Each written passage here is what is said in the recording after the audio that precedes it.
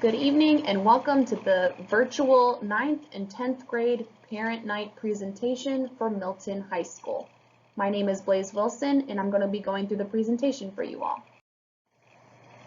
This is a breakdown of the counselors assigned by last name alphabet. We have some new faces here in the Milton Counseling Department. Mrs. Danielle Harrison is our new head counselor, and she works with families with the last names A through C. Mrs. Lehman has a new alphabet, C through F. Mrs. First also has a new alphabet, G through KH. Ms. Popwell is one of our new counselors, and she works with families with the last names KI through NF. Mrs. Bohannon has a new breakdown as well, NG through SG. Ms. Wilson, that's me, I work with families SH through Z. Miss Gracie has a new role here, and she is now the high school graduation coach. For counselor appointments, we have a new process in place. For parents, it's the same as always. Please email your student's assigned counselor and schedule a date and time that works for you both to meet. We are doing meetings through Teams as well as on the phone, but not meeting in person. Students, you can schedule appointments through Bookings, which is a Microsoft platform. Just follow these steps.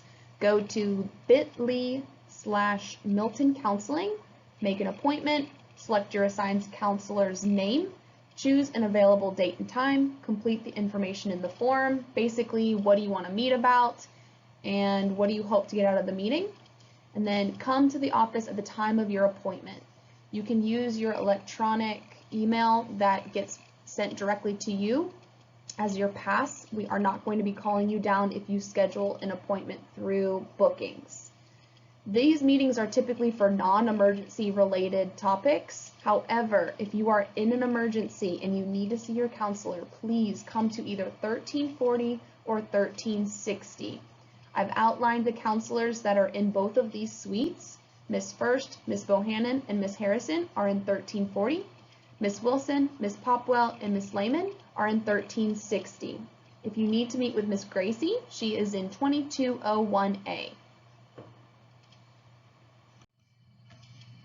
Let's review some graduation requirements. For some of you, this may be a review, but it may be a first for some of you as well coming into high school.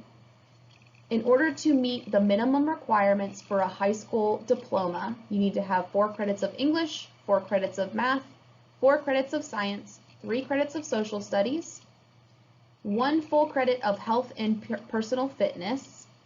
They are half a credit each. You can waive out of personal fitness, and I'm going to talk a little bit about that a little bit later. However, you do need to have 3 credits of a world language, fine arts, or career tech. You need to have 4 credits of electives as well. If you add them all up, you have to have 23 total credits to get a high school diploma from Milton High School. Semester-long classes are half a credit. Year-long classes are 1 full credit. World language is not a graduation requirement. However, 2 or 3 years of world language credits may be required for college admission purposes, specifically 4-year schools. Earning credits and honors points. Each semester, students earn a half a credit for passing a final grade of 70% or higher for each of their courses. For example, semester 1 of 9th grade literature, you pass it, you get a half a credit. Second semester of 9th grade literature, you get a half a credit if you pass it. Total credit earned at the end of the academic school year is 1 full credit. Semester-long classes such as health are worth a half a credit in total. Which courses receive honors points? Well, 7 additional points are added at the end of each semester to passing grades, 70% or above, in honors, AP, and college courses. If a student fails a semester course required for graduation, he or she will have to retake that semester of the course. The failing grade will remain on the transcript. Retention policy and credit recovery. To be considered a sophomore, you have to have 5 credits. To be promoted to 11th grade, you have to have 11 credits. To be promoted to be a senior, you have to have 17 credits at the end of your year. Credit recovery or making up failed classes. So say you struggled one semester and you need to retake 9th Lit A. You can do them one of a few ways. First is through summer school. Information will be coming out around spring break about what that's going to look like for the summer of 2021. Fulton Virtual School, you can go to the website here to take a look at it, or you can do credit recovery through Georgia Virtual School.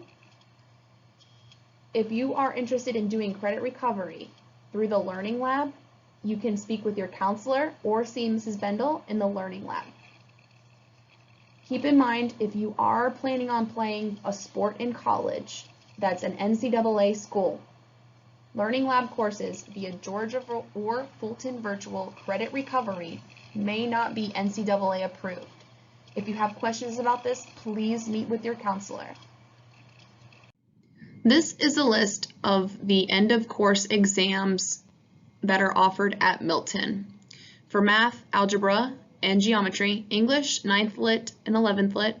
For science, biology, physical science, social studies, US history, and econ. Typically, most freshmen will take algebra, 9th Lit, and biology. And for sophomore students, geometry and possibly physical science. EOC scores are calculated as 20% of their final grade. For this school year, due to COVID, the state has decided that students who are taking Algebra 1, Biology, US History, and American Literature will be taking the EOC.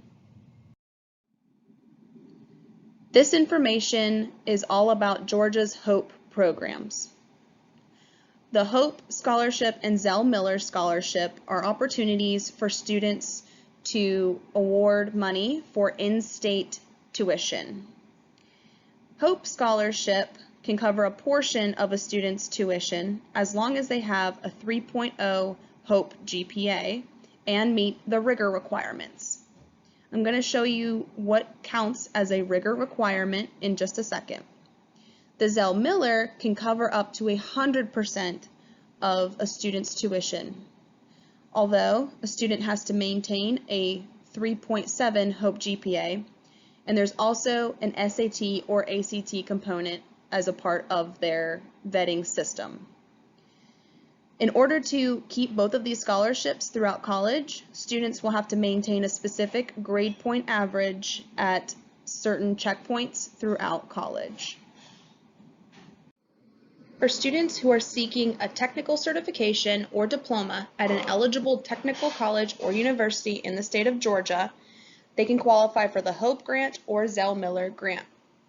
Unlike the HOPE Scholarship and Zell Miller Scholarship, there is not a required specific GPA to graduate from high school. However, to keep the HOPE grant, you must earn a 2.0 GPA at certain checkpoints to maintain in college the HOPE grant. This will cover a portion of the student's tuition, and then with the Zell Miller, it's a little bit more. So a student must maintain a minimum of a 3.5 GPA at the end of each term in order to maintain the Zell Miller grant in college.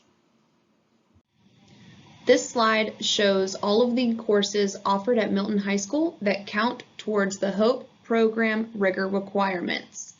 You'll notice that they are broken down by the 5 core subjects: math, social studies, science, English, and world language.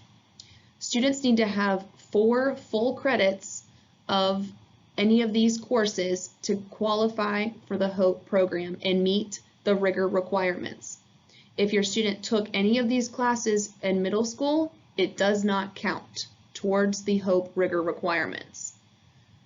I'd also like to point out that we have AP Research and AP Seminar, which are part of our capstone program offered at Milton High School. Here's some information that's important when trying to consider how the HOPE program GPA is calculated. First, Final calculations are conducted by the Georgia Student Finance Commission after a student graduates from high school. All core classes are used for the calculation: English, math, science, social studies, and world language. Middle school courses are not used when calculating the Hope or Zell-Miller GPA. The 7 points that were added for honors, AP, or a dual enrollment course will be removed. GPAs are not rounded. So if you had a 2.99999, you do not get the Hope scholarship. It does not round up. You can always check gafutures.org to view your preliminary Hope GPA and to see the rigor courses that are counting towards the 4-credit rigor requirement. Personal fitness waiver. If you are part of a sport at Milton, GHSA sport, or you are in the marching band, or if you perform in circ, or if you're an equestrian, you may waive from personal fitness. This does not mean that you get credit for personal fitness. All that this means is you get to free up that half a credit to take some class that you're more interested in. To obtain a copy of the personal fitness waiver, you can go on to the counseling website or the Milton High School website. It's important that you all hear this now because we speak with a lot of seniors who assume that just because they play a sport that they're automatically waived from personal fitness. This is untrue. You have to sign a waiver in order for you to not have to take this class. Naviance. This is a new program that is offered at all Fulton County schools. This is how students are applying to college. We are sending letters of recommendation, transcripts, school profiles, all of that stuff goes through Naviance. It's important for you and your family as a sophomore and freshman to kind of get used to the program.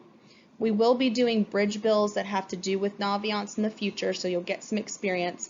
However, it's a good idea for you to go ahead and get some experience with it now.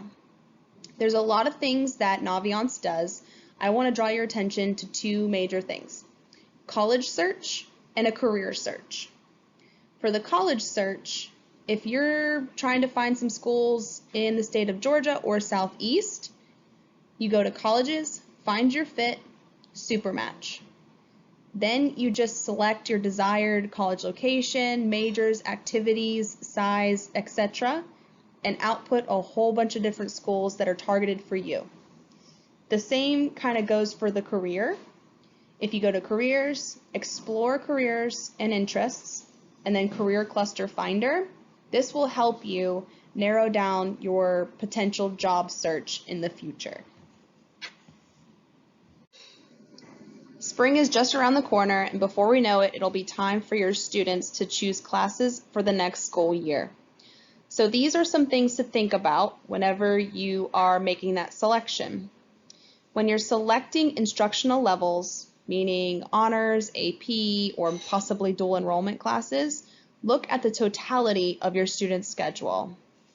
Look to see if they have 3 or 4 APs that they're trying to take next year. Do they have any classes where they're exploring different options available at Milton? We have career tech classes. Look at what it is that they're trying to get out of high school, and also take in consideration those teacher recommendations. Consider outside commitments. Students have extracurriculars that they're already partaking in, which is great.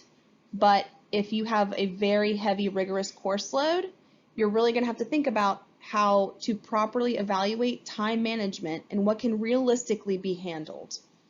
So it is good to see that your students are challenging themselves by taking a rigorous course load. However, if it's at the expense of their GPA or their mental health, maybe looking at the schedule a little bit differently is something that you should do. Online class time commitment. This is a really big one, especially since we're in COVID right now. Teachers are recommending at least an hour a day for your online classes. So have a talk with your student and realistically set those expectations of having a balanced schedule with everything what that means while you're in high school. Preparing for college is important, but so is preserving your mental health. If you don't have your mental health, you're probably not going to be doing very well academically. So maintaining a healthy mental balance is very important. Consider the workload and the level of rigor of the classes your student is partaking in. Encourage them to pursue intellectual interests. Get involved in extracurricular activities. Make time for community service and other interests. Participate in activities to promote your overall health by eating healthy and exercising. There's a lot of really great ways for students to get involved in the community, and I know that COVID has caused a lot of issues with this, but clubs are still meeting and there's still ways for students to get involved. Mental wellness is as important to your overall well-being as physical health, social and emotional connectedness, and intellectual accomplishment. If you ever feel like your student is struggling, please have them reach out to your counselor. Stay connected. Read the Eogle update weekly. In order to do that, you will have to sign up for the Eogle update on the Milton High School website. It's packed full of information that's very important with deadlines and a lot of great things that are happening at Milton. You can follow MHS on Twitter. For the Milton High School counseling, we have created a Twitter, an Instagram, and we also have a really great website that has a lot of very great resources available to you. So please go on to any of these to stay connected in what's going on at the school. Keys to being successful. Choose a realistic and balanced schedule. Have a plan of attack. Set goals. Have your student encourage them to do their best. Ask for help when it's needed. Stay involved or get involved. And get organized and study. All of these things are really important to be successful in life, and students are learning these every single day while they're going to school. Thank you so much for your time. If you still have questions, please reach out to your student's counselor. I've inputted their information here, their email address as well as their phone number, and again, broken down by alphabet of the student's last name. Thank you so much and have a great night.